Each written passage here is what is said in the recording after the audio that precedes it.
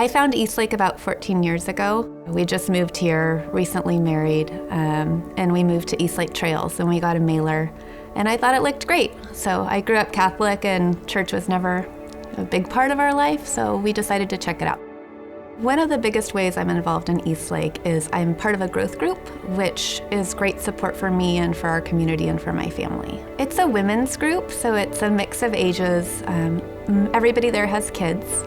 Most are married. I am not. I'm single, but it's just a great place for me to go and share our challenges and our joys and have people pray with you over the good and the bad of life.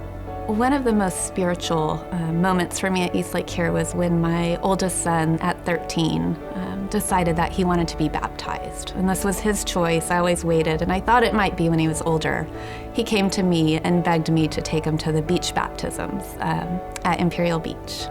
So I asked my parents to come, and I was so proud of his decision. He even picked his small group leader, Rob Shields, and Sam McPeak to baptize him, and that just meant so much to me that he's following his journey, his spiritual journey, and growing, and he has two amazing mentors to look up to.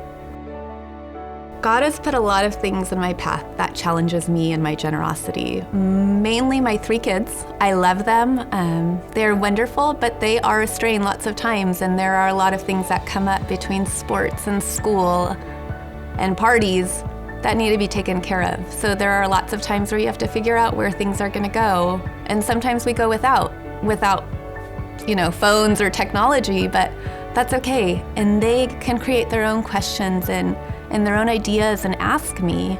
But I think us modeling that to our kids is really important. I think EastLake is an amazing investment of my time and resources because it helped me get through the worst time of my life. Without it, I don't know what our life would look like.